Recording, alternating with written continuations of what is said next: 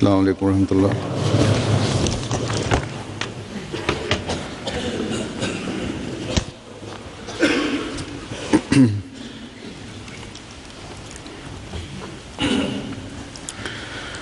अशहदु अल्ला इलाहा इल्लल्लाह वहदहु ला शरीका लहू वअशहदु अन्ना मुहम्मदन अब्दुहु व रसूलुहु अम्मा बादु फ़अऊज़ु बिल्लाहि मिनश शैतानिर रजीम।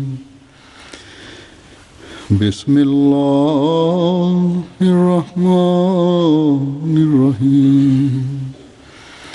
अल्हम्दुलिल्लाहि रब्बिल आलमीन अर्रहमानिर रहीम मालिकि यौमिद्दीन इय्याका नअबुदु व इय्याका नस्तईन इहदिनस सिरातल मुस्तकीम सिरातल लज़ीना अनअमता अलैहिम गैरिल मग़दूबि अलैहिम वलद्दाल्लीन।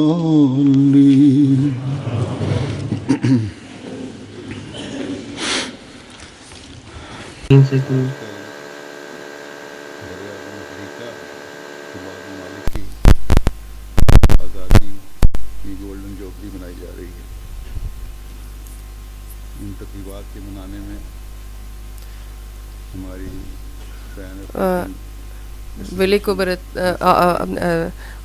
na afrikanskija kontinente veće юбилей празнуват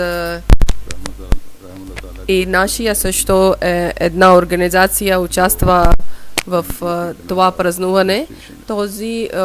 Тази организация Хазрат Халифатул Масих Рабе е четвъртия халиф време е създадена, който на Ахмади африканските държави участват в това, както съм казала, че в африканския континент, който радост има празнуване на юбилей, това също нашия организация също участва и също на мен ми са казали, че това, който празник има празненства, аз също да отивам. Аз иншалла тала също ще участвам, но днес заради техната свобода аз искам да казвам за тях от те, когато са били освободени и свобода от вярата и святска свобода, това е едно много голям милост. Африканския континент, различните държави, много дълъг период те са били като роби, в робство. Затова тези държави радост и празнуване на свобода, това е за тях много ценно и това е на техното право, че те да празнуват за своя свобода. Дано така да бъде, че това, което свобода те са получили преди 50-60 години, това да бъде истинската свобода и повече никога да не бъдат роби. Ако с чисто намерение и с честността и с праведността, те ако получат полза от това свобода, тогава безсъмнено африканския континент на бъдещето ще бъде водещите държави на света.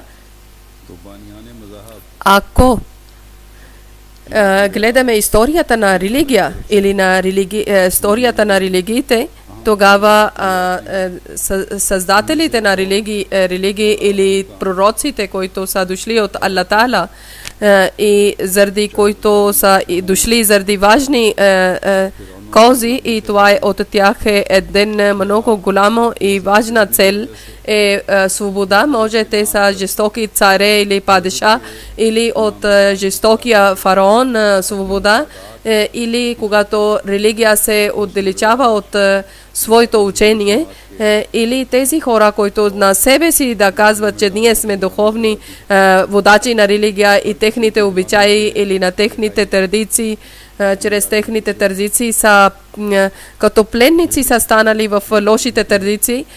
От всякакво робство има свобода чрез пророците, но без късмет, със съжаление, много народи не са разбрали това важността и истинността от това свобода, който донесат пророците, и истинската свобода, който идва чрез пророците, са отказали и не само са махнали от себе си истинския свобода, даже Аллах Таала е наказал на тях и са били унищожени от наказанието, чрез наказанието. Те са оценили пълна свобода като светска свобода и са хвърлили зад гръб, който Аллах Таала е дал чрез пророците, и свобода, ако да промениме целта на свобода, не само, че свобода изчезва, даже и светския живот и религиозен живот също се разваля. Ако да влизаме дълбочина на свобода, тогава истинския свобода ние получаваме чрез пророците, и най-вече пред нас, който е слънце, има горещо слънце, или всичко, който е блясък има чрез свобода. Това е истинска свобода, който ние сме получили чрез нашия пророк, който е печат на пророците, най-главен пророк, свършен пророк, който в негово време хората са били пленници от различни традиции, от различни бидети, от различни начини. Те са били роби, не само духовни, и също като светския начин той наистина на нас ни е освободили от всякакво робство. И когато на Хазрат Мухаммад салалаху алейхи ва саллям Аллах Таала е дал титлата на Хатамун Набиин, че печат на пророците той, тогава неговия печат ще бъде над всички светските и духовните дела. И това е неговия печат, е съвършен печат, и без съмнено, че Аллах Таала също свидетел е за това, и никой добър човек, вярващ човек въобще не може да има съмнение никакво, че това е само един печат от Хазрат Мухаммад саллалаху има, който е съвършен печат, и ограничението на свършеността е само свързана с пророк Мухаммад саллалаху алейхи ва саллям. И когато всяка една работа и всяко едно дело, когато ограничение е свързано с Хазрат Мухаммад саллалаху алейхи ва саллям, тогава какъв той е начин да е свършени начини за свобода, естествено трябва да бъдат свързани с него. И света е гледала, че тези чудеса с цялото величие избъднали са чрез Хазрат Мухаммад саллалаху алейхи ва саллям, и до сега които ще бъдат свързани, които свързват с Хазрат Мухаммад саллалаху, те гледат тези чудеса или тези гледки, че които чрез Хазрат Мухаммад саллалаху избъдват. Книга, който е дадена от Аллах Таала на Хазрат Мухаммад саллалаху, и книгата е свършена книга. В тази книга темата за свобода с различни начини Аллах Таала е обясниле, и в тази книга и чрез тази книга живота на Хазрат Мухаммад саллалаху алейхи ва саллям още по прекрасен начин показва свобода. Аллах Таала е казал в Коран Карим едно място, че да има свобода, че робите да бъдат свободни или да свободете робите. После друго място Аллах Таала е писале в Коран Карим वब्न सबील वसाइलीना व फिर रिकाब, और माल दे उसकी मोहब्बत रखते हुए अकरबा को और यतामा को और मसाकिन и дай жертвай своето богатство заради обичта на Аллах Таала, на близките, на сираците, на довиците, на пътуващите и тези, които са нуждаещите, и свободи робите. Значи да харчи своето богатство, да бъдат освободени робите. И това тема, който продължава, ако да сравняваме, тогава Аллах Таала е казал, че това е много голяма добрина, че Аллах Таала на съдния ден, на ангелите, на пророците, на книгите, да вярваме. Тези всички добрини са, които доближават на човека до Аллах Таала, до своя Създател. И в тези дела, които ние броихме, има също, че да освободиме робите, да имаме нашия вяра силна и да напредваме в нашата вяра и в добрините. Тогава трябва да освободиме робите също, или да освобождаваме някой човешка душа. Това е много голямо дело пред Аллах Таала. Много хадиси има, много версии от Хазрат Мухаммад саллаллаху алейхи ва саллям.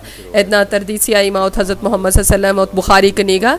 Хазрат Абу Хурайра разияллаху таала анху, последовател на Хазрат Мухаммад саллаллаху алейхи ва саллям, е казал, че Хазрат Мухаммад саллаллаху алейхи ва саллям е казал, че този, който мусулман ще освободи някой роб, Аллах Таала на него ще даде пълна свобода от ада. Значи той няма да бъде даже близо до ада. И също така в исламска религия има учение в Коран Карим много места, че да освободите робите. Едно място Аллах Таала е казал, че ако някой момин, ако някой вярващ да бъде убит заради някаква грешка, един момин да убие чрез някаква грешка на друг момин, значи на друг вярващ, тогава изкуплението това е, че той да освободи някой роб. Това е учението на ислама. Даже е писано, че ако с някой народ вие сте правили договор и ако сте убили някой неверник от това, тогава вие да освободите един роб. И тогава същото наказание или откуплението, това, че ако човек да кълне в името на Аллах лъжливо кълнене, тогава това е наказанието или това е изкуплението. Тогава същото това изкупление е писано, че да освободете един роб на различни начини. Аллах Таала е описвал в Коран Карим, че да освободете робите, за това, че ислам бавно иска да махне робството от света в това време, когато Хазрат Мухаммад саллаллаху алейхи ва саллям времето е било или преди негото време, един обичай е било, че хора имали са роби, и исламска религия е дошло, който е махнале това традиция на робите и на различни начини. Аллах Таала ни е училе, и в хадисите също има Асма бин Абу Бакър, един последовател на Хазрат Мухаммад саллаллаху алейхи ва саллям. Той е казал, че Хазрат Мухаммад саллаллаху алейхи ва саллям е казал на хората, на мусулманите, че когато има слънчево затъмнина, тогава да освободете робите, който има възможност, който има парите, да освободят робите, значи да купуват и да освободят. Така също той е защитил права на робите. В един хадис има, една версия има, че 7 братия са били и те имали само един роб, общо един роб само. И едно време един брат е ядосале и на своя роб е удариле един шамар на неговото лице, и Хазрат Мухаммад саллаллаху алейхи ва саллям, когато е разбрале, тогава Хазрат Мухаммад саллаллаху алейхи ва саллям е казал, че освободете 7 братия, освободете на този роб, защото вие нямате право, че вие не знаете, че как да бъдете с роб или вършете добрини с роб. Така Хазрат Мухаммад саллаллаху алейхи ва саллям е грижиле права за робите, така също тези богати хора са били едно богатство. Това, че на колко роби са били, то е биле по-богато от другите. Значи така личише техното богатство. Богатите винаги има няколко роби, тогава този заповед има, че ако истинския богатство търсите, който е богатство от религия, тогава най-доброто това има, че вие да освободите вашите роби и да търсите начини, че как да освободите. Заради тази заповед последователите на Хазрат Мухаммад ﷺ, колкото е възможно е било, хиляди и стотици роби са освободили. Хазрат Усман бин Афан, рази Аллах таала анху, третия халиф след Хазрат Мухаммад ﷺ, че той 20 000 роби е освободили. Освен това има много други последователи, някои са колкото има възможно, те са освободили своите роби или са купували робите и са освободили. От тези хора, които имаше робите, които да работят, на тях също има учението, че те да отнасят с тях като братия. Каквото обличате вие, така и на тях да давате да обличат. Каквото вие ядете, това да давате и робите, вашите роби да ядат. Хазрат Мухаммад ﷺ самия е бил, неговия живот е бил така, когато Хазрат Хадиджа, рази Аллах таала анха, след своя сватба, своето богатство и своето робите подарила е на своя съпруг, тогава Хазрат Мухаммад ﷺ веднага е освободили на всичките роби. И Хазрат Зейд бин Харис, един роб е биле, Хазрат Мухаммад ﷺ на него е казали, че той ми е син. И така е обичали на него, както на истинския син обича. И когато истински родители са дошли да вземат на този роб, на Зейд бин Сабат, тогава той е отказали да отива при родителите. Той е казали, че Хазрат Мухаммад ﷺ ми е обичали така, че аз не може да бъда далече от него. Това е било живота на Хазрат Мухаммад ﷺ, обичта към робите и съвършен характер и съвършено учение, който той е училе на нас, е оставиле на нас, че кръвни връзки са били назад и обичта на религиозна или на Хазрат Мухаммад ﷺ и обичта към ислама е била над всичко. И тези хора, които обвиняват на Хазрат Мухаммад ﷺ или на нашия религия, те може да гледат тези случки, че как Хазрат Мухаммад ﷺ е мъчиле да бъде свобода за робите. Хазрат Мухаммад ﷺ за своите последователи е казали, че на своето роби да бъдете добри, когато те работят. Ако някаква тежка работа давате, тогава помогнете и вие на тях, когато те трудят или когато те работят. Значи Хазрат Мухаммад ﷺ е сменили историята за робството.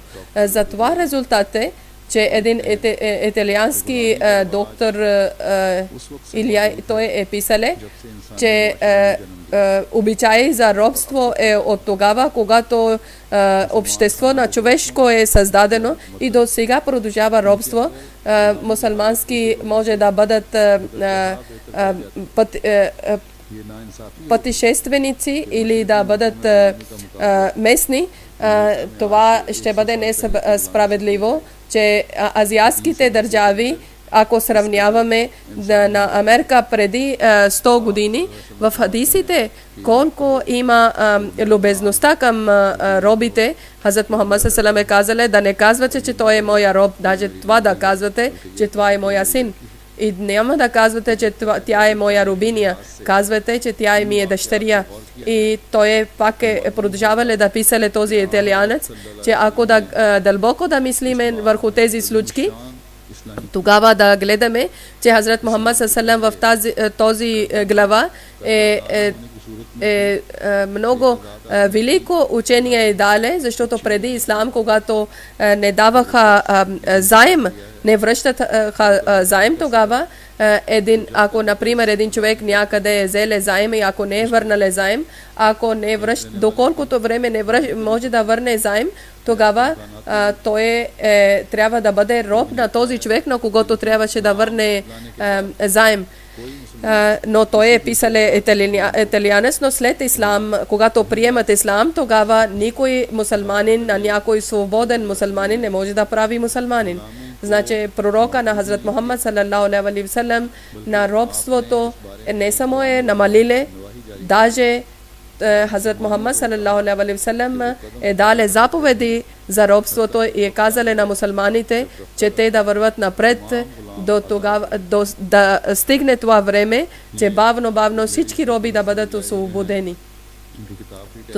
Това е Лери, доктор професор в италиански език е писано, преведена е на английски език и едно време Джамате Ахмедия Америка е печатала тази книга и в много добър начин той е обяснил исламското учение. Даже аз искам пак да печатите, защото може някой американска държава е получила разрешение, че да затворяме устите на враговете.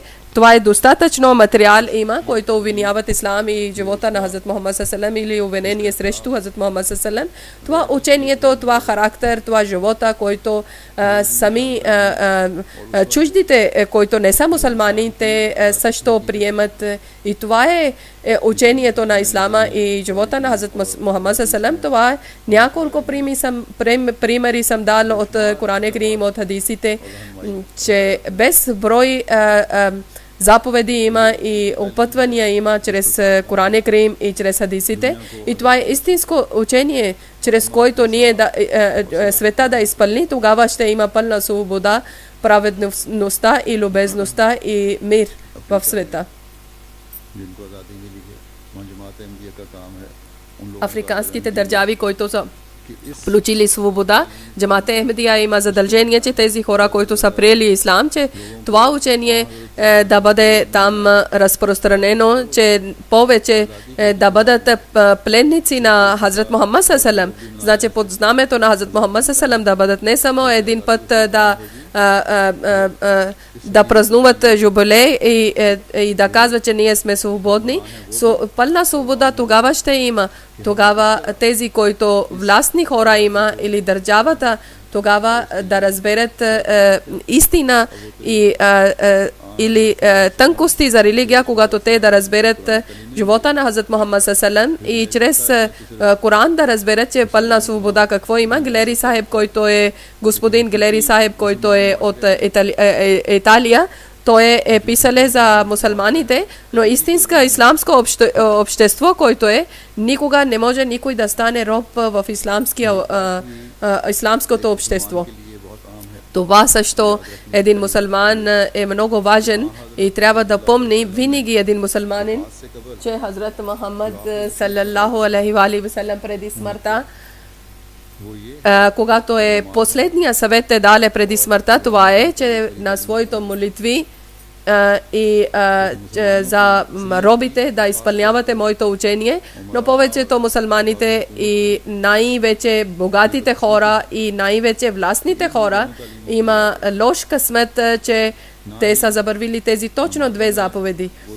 И съвети, нето в намаз има това желание и нето страх има в молитвата и нето са хвърлили от себе си робството. Въпреки, че те не е вече обичай, че роби да купуват, но заради власт, заради държава от народа, те са така правят с народа, че те са като роби на власт или на държава. Много мусулманските, арабските държави, като народа, обикновен народ, така чувстват, че те казват, че ние сме като роби на държава. Една държава идва като пълна свобода, казва, че тук има свобода и както е пълна свобода, това да бъде вечно свобода. И след няколко време този цар или този президент, неговите деца идват те да властват.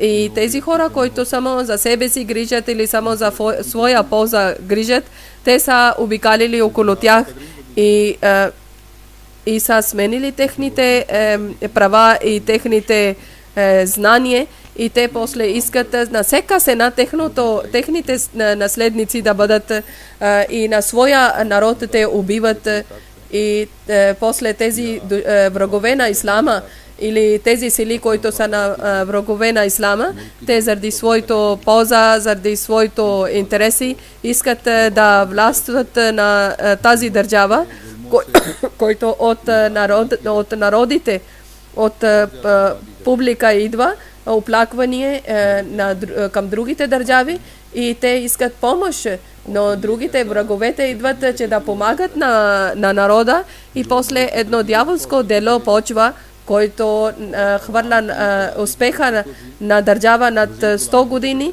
и също народа става не свободен от робството, даже те стават напълно роби, не на своите хора роби, а на чужди хора, на врагове, робите на врагове. मैं पहले भी कह चुका हूँ Аз преди също съм казал, कि बाज बड़ी ताकतें че някои голями сили, जिन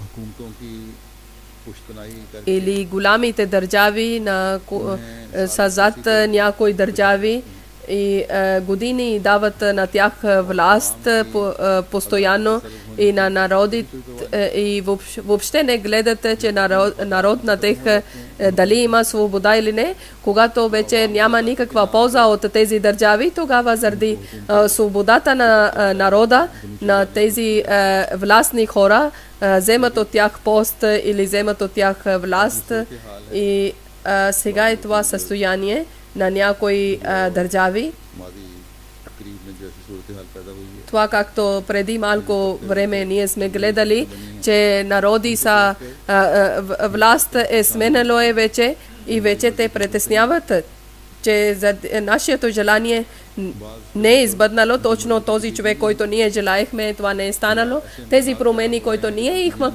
искахме в тези държави не е станало, тогава вече те притесняват, че защо не е избъднало и така, както ние искахме. И след това और फसाद का सिलसिला और मुनाफिक का सिलसिला शुरू होने वाला И след това ще има още едно раздор, даже на някои места и вече е почнало. Народите също има различни колебания, съмнения и एक हुकूमती गुलामी से निकलकर от едно робство да излизат от държава на другото робство влизат, на друга държава робство влизат. उनको एहसास पैदा हो गया И сега вече те имат чувства, че някои места са вече станали роби. Своето богатство на държава, богатство вече за доброто за народа, за грижите за народа, за техното знание, техното образование не харчат и няма да харчат, но тези, които това власт, който сега вече влиза на власт, това в народа има беднотия и няма никакъв работа и те мислят, че ще изчезват тези проблеми, но вие ще гледате още по-голями проблеми ще бъдат. Защо е това? Защото държава или власт не гледа на учението на Хазрат Мухаммад саллаллаху алейхи ва саллям. Те на себе си наричат, че ние сме мусулмани и мусулмански държави, но не изпълняват закона или учението на Хазрат Мухаммад саллаллаху алейхи ва саллям. Един мусулманин преди са взели един роб за себе си, сега те искат, че цел народ да бъде техния роб. अब तो मीडिया भी Сега медиите също почна да говорят и показват снимките, че тези държави, където има нафта, те са вече бедни държави. Една страна има като планини от злато, друга страна едно семейство няма две време храна също. Значи, когато вземат права от народа गुलाम и искат, че народ да бъде на техните роби, कहाँ तो वो जमाना था къде е било това време, че Хазрат Умар, разияллаху таала анху, втория халиф след Хазрат Мухаммад саллаллаху алейхи когато е извикале от своето войска от християнските държави, че мусулманите не можеше да бъдат там, тогава тези християни, мусулманите, това, което е било като такса, и това е било заради техното добро, заради техните права и са върнали обратно. че ние не може да грижиме за вашите права, затова обратно връщаме на вашите пари. Това когато е било народа е било, те са плакали, са казали на мусулманите, че ние молиме, че вие пак да върнете, защото искаме вие да имате власт над нас, значи вие да грижите за нас, защото мусулманските хора, както на нас ни дават права и уважение и свобода, това наши християнски хора не са ни дали. И сега да гледате къде е било това време, къде е сега, че мусулманския власт отнема или краде от мусулманите богатство, техните права, техната свобода, на някой душа и никой не е защитен от това, че страхува, че нашия душа и нашето богатство не може да грижиме. И това, което промена има в различни държави и чрез който аз казвам, че тези хора, които има полза, различни държави, които има поглед към тези държави и към техното богатство, някои заради вярата получават своите интереси, някои това никога да не стане или да не случва, ако права за народа са дали, ако са грижили права за хората и ако са били справедливи към народа и ако са грижили за свобода за своя народ. Държавите заради алчността, вместо да бъдат алчните, ако са били справедливи, тогава това няма да случи сега, който е станало на европейските власти, които съм аз преди малко съм споменавал.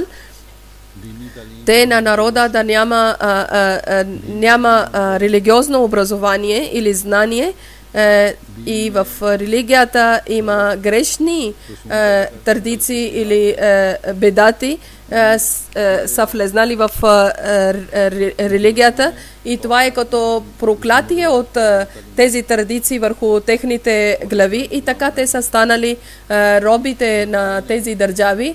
Аллах Таала на този велик и съвършен пророк Хазрат Мухаммад саллалаху алейхи ва саллям, който е дошъл да създаде величието на човечеството.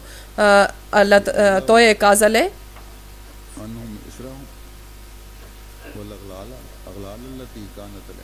че той е нашия пророк. Аллах Таала е казале, че той е на техния тежест маха и това, което проклятие има върху техните глави, той маха на това проклятие. И сега какво ние гледаме?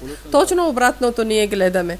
Мусулманските държави, които вярват на този пророк или поне претендират, че ние вярваме на пророка Мухаммад саллалаху алейхи ва саллям, и когато вярват след вярата, справедливостта и за свобода, те трябва да бъдат пример за свобода и за праведността. Другите, които не са мусулманските държави, на тях трябва да гледат и да вземат пример от другите, които не са мусулманските държави. И тук е съвсем обратно. И улемейте, ходжите, които наистина казват на себе си, че ние разпространяваме исламското учение, те трябваше да изчистят всичките лоши обичаи или бедети от исламска религия, но те са дали точно това проклятие, който лоши неща са влезнали в исламска религия. Двете са заедно са правили натиск върху народа и чрез своето проклятие. Не само е обвинение заради управлението, даже виновни са тези ходжите или лидерите на ислама, които подиграват с чувствата на народа и са правили на своето роби. И това е така, ще продължава, никога няма да свършва. Само и само тогава, когато те да вярват на този изпратеник на Аллах, който е дошъл от Аллах Таала, че пак да поднови величието на човечеството и на всекакви тежести и от всекакви проклятия той да освободи на нас и само और सिर्फ едно робство да имаме и това е робство да бъдем роби на Аллах Таала и да бъдем робите на неговия пратеник Хазрат Мухаммад саллаллаху जिस गुलामी से फिर आज़ादियों के नए रास्ते नजर आते हैं। тогава може да личи свобода, тогава може да личи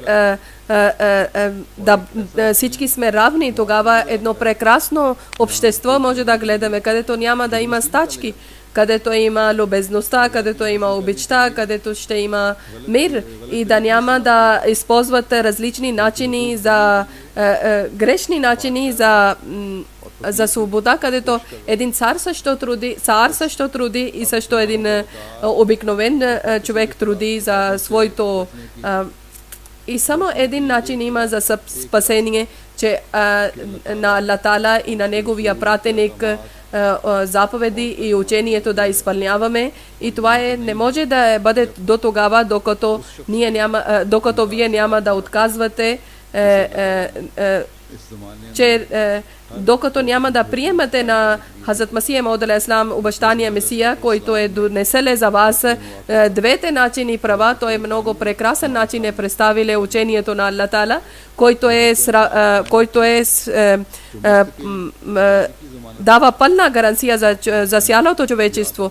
Той е казал, че един мусулманин трябва да грижи за права за Аллах и права за човечеството. Винаги трябва да бъде готов и както от езика той казва, че Аллах Таала е най-велик и някой не е равен с него и така също той чрез своето дела трябва да показва, че Аллах е един, подобен на него няма и трябва да бъде любезен към създанието на Аллах, че за цялото човечество да бъде добър и любезен. Хазрат Масия Мауд алейхиссалам е казал, докато няма да бъдете справедливи към себе си, вие няма да бъдете справедливи към Аллах Таала. Тези две закони или права, които има, първо към Аллах, после към хора. И това е като все едно, като огледалото. Ако човек не е честен към своите братия, тогава той не може да грижи права на Аллах Таала също. Но истината това е, че да разберете, че брат ми е този човек, който на себе си мисли, че аз съм голям или надменността има и да казва другия нищо не е пред мен, тогава той от него никога не може да очаква братство или справедливостта. След това Хазрат Масия Мауд алейхиссалам едно място е казал, че нашия скъп пророк, свършен пророк, който е джамаат е създал, всеки един от това джамаат е бил справедлив и чист и всеки един от тях на своя душа е жертвал своя душа заради Аллах Таала. Никой не бил от тях, който е бил лицемерен. Всеки един грижеше за права към Аллах Таала и права към човечеството. И когато религия да бъде над света, тогава има това състояние, което истинското състояние е, че да грижиме права за Аллах Таала. И после човек обръща внимание към права към човечеството. Днес ние един лидер, който гледаме на мусулманските държави, религиозен лидер, не гледаме такъв, който може да има на това ниво. И когато истински и справедлив и да грижи за всичките права, ако няма такива лидери, тогава всеки един за своето начин върви. И както аз съм казал, че тези, които алчени хора има или алчените държави, те после гледат своя полза и заради името на свобода те описват нови истории за жестокост и за убийства. И днешно, който свобода има, това е името на свобода от едно робство да излизат и да влизат в ново друго робство. В африканските различни държави да гледаме или на различни мусулмански държави да гледаме, това е същото. Ако сме свободни от чуждите, тогава влизаме в робството на своето държава. Аллах Таала да дава възможност, че мусулманските държави и на африканските държави и за политика също и за който постоянно властва и прави робство, те да разбират това тайна и истина, че на своето народници की जंजीरों में जकड़ने से, इंसाफ पर ना चलने से, да не че दूसरों के हकूक़ те ще бъдат наказани, че те няма да не са грижили за права за човечеството, права за своето братия. Всеки един човек ще бъде изпитан от Аллах Таала, че дали ти си грижил за своето народа, който ти имаш задължение, който ти си грижил, или за своя държава, богатство си пълнил на своя дом. И в името на Аллах и в името на Мухаммад саллаллаху дали ти си грижил за Аллах и за неговия пророк, ако има наистина, ако отговорът не е, тогава Аллах Таала ще наказва, защото от Аллах Таала пред Аллах Таала не може човек да лъже. Аллах Таала едно място е казал в Корана Крим, че истинския момин, истинския вярващ е този, който грижи за своето обещание и е честен. И тези, които главни има, или политици има, или царе, или властни хора има, Аллах Таала ще пита от тях, когато те клетва дават, тогава те в клетва казват, че те заради доброто за народа и заради доброто на своя държава и справедливостта и заради свобода, те всичко ще опитват и ще трудат, но това е със съжаление много лош късмет, че често заради ние гледаме, че как те крадат богатството на държава, ако улемите или ходжите са, те са такъв начин ядат богатството и на народа, те на различни бедети или лоши обичаи са учили. И това е проклятие върху това народа само са дали, че те да печелят от народа. И народа също не грижи за своето права. И когато те не са честни, тогава също Аллах Таала ще хваща на тях. И всеки един вика за гнева на Аллах към себе си. И сега това раздор, който има, това е резултат от тези всичките слабости или болести.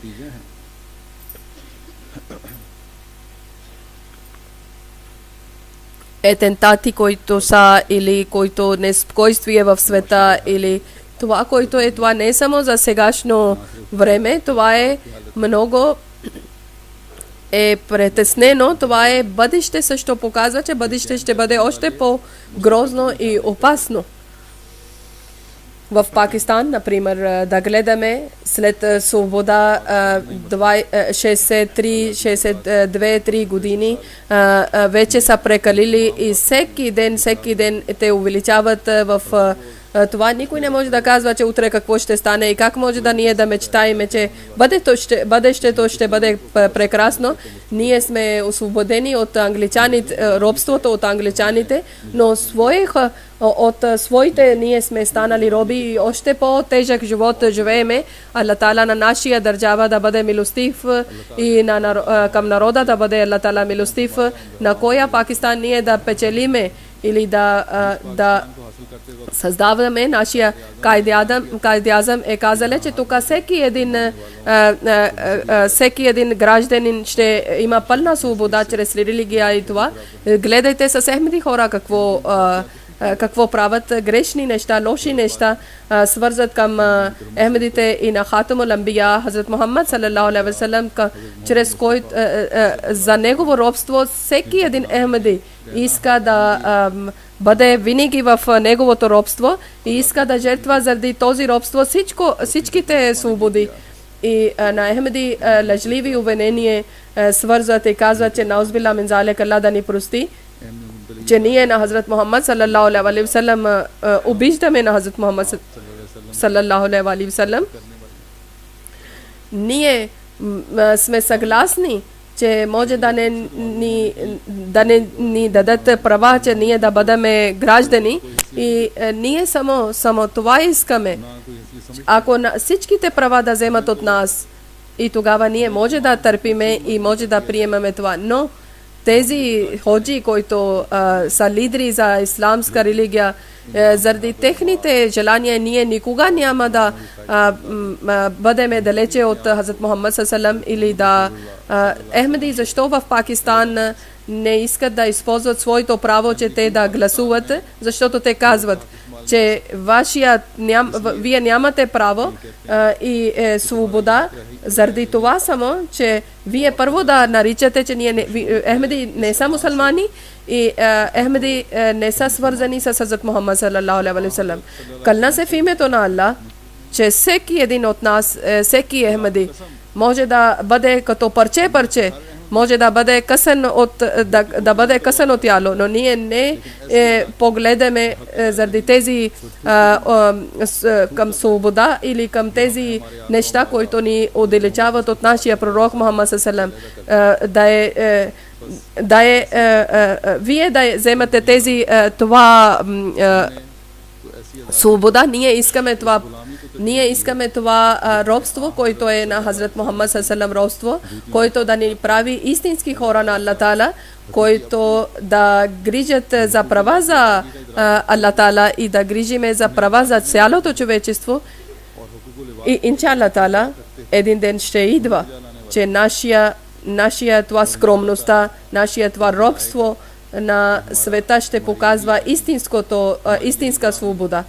И това тези, които на себе си казват, че ние сме свободни и даваме свобода, те ще бъдат в пленници в различни проклятия. Или техното поколение на Месия Мухаммади робството един ден ще гордеят, че те са робите на Хазрат Мухаммад саллаллаху алейхи ва саллям. От това те наистина ще разберат свобода, който е дошъл Хазрат Мухаммад саллаллаху алейхи ва саллям. Заради тази свобода те ще гордеят, дано така да бъде, че света да разбере истинска свобода и да гледа истинска свобода и да бъде спасена от тези страшни резултати, които те отказват от знамението на Аллах Таала. На нас също, на всеки един Ахмеди да дава пълно търпение, свършено търпение и на тези дни Аллах Таала да ни дава възможност, че да много дуа да правиме. Амин.